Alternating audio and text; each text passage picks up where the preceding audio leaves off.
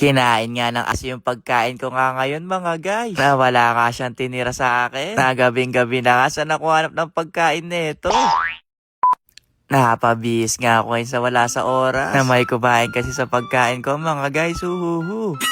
Medyo oras na pa naman to ng gabi. Sana may mana pa naman ako pagkain sa labas ng mga guys. Pero marami pa naman 24/7 na bukas dito sa amin mga guys. Kaya samahan niyo muna akong gumala ngayong gabi. Opo, kahit binabagyo, nagagala pa tayo. Bakit kinain kasi ng aso yung pagkain ng mga guys. Pero alam niyo, madalas ako mawala ng pagkain doon sa rest house. Nakakala ko nga dati minumulto ako doon. Pero nagpalagay ako ng CCTV. Mga aso at pusa pala yung kumukuha. Na sinama ko na rin pala si ate. Kasi dalawa yung manok nga nung kinuha ng aso. Tag-isa kami doon. Kaya wala tuloy no choice nga na yung dalawang magkapatid. Kundi lumabas. Na yung convenience store pala dito sa amin mga guys. Wow, sa amin daw. Di naman sa iyan, chawot.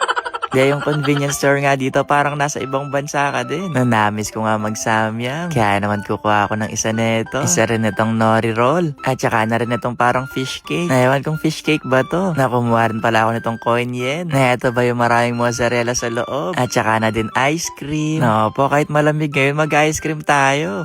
Kumuha rin pala ako ng apple A para mamaya meron tayong panula. At syempre para lumamig yun, kukuha rin ako dito ng baso ng may yelo na meron nga silang side dish dito. Kaya kumuha rin ako neto para may pang topics nga tayo sa samya. At last na mga guys, kumuha rin pala ako ng iklog para perfect yung hapunan. Wawapunan pa ba to? Agahan na mga guys.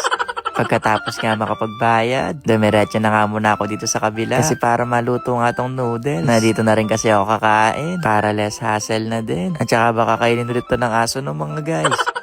Mahirap na. Lalo, favorite ko pa naman to. Kaya dito ko na talaga to kakainin. Na pwede rin naman. Na di lang pala yung samya yung lulutuin ko dito. Pati na rin yung iba kong kinuha. Etong coin cheese. Na hinabol ko rin pala tong japchae. Ay, si ate pala yung nagpahabol dyan. Na siguro ilang minuto lang din to hihintayin mga guys. Bago nga maluto. Na habang hinihintay nga maluto. Ayan si ate nasa labas na. Nasa mga oras nga na yan. Nakikipag-trade in na siya dyan. Na lately kasi mga guys may pinagkakabalaan nga kami. Heto nga ang packet broker.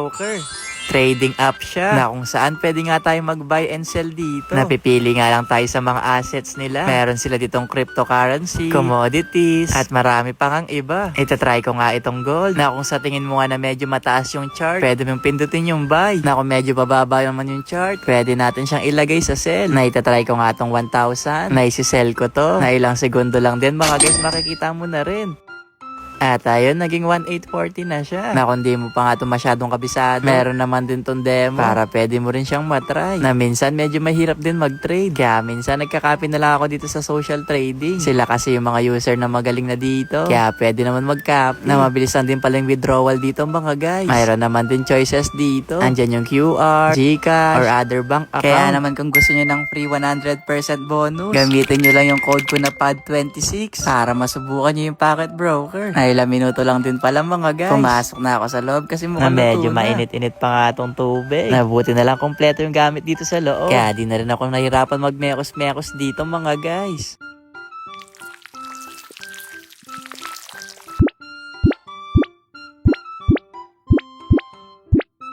Ang sarap naman nun. Na-excited na tuloy ako kumain. Nakinuha ko na rin pala itong japchae, fish cake, at saka na din yung yen cheese. At eto na ang ating hapunan for today's video mga guys.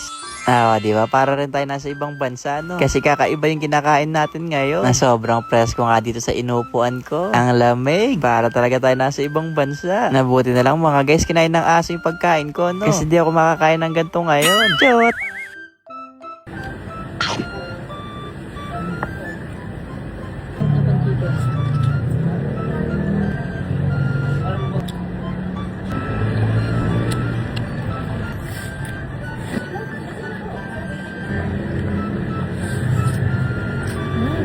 Diba? Nagmukbang yung dalawang magkapatid na medyo malamig pa nga to ng konti. Pero pwede na kasi para lang din siyang ice cream. Chot! Eto pala yung yen cheese mga guys. Ngayon bang sobrang cheesy sa loob. Kaso parang kulang pa nga to sa init. Kaya papainitan pa daw to ni ate. Sayang naman daw kung di makakain. Kaya next na tayo. Ito namang panula. Na sobrang cute nga nitong apple aid. Na para mas sumarap pa nga to, lalagyan natin ng ice cream sa taas. Diba parang Coke float? Ay, apple float pala.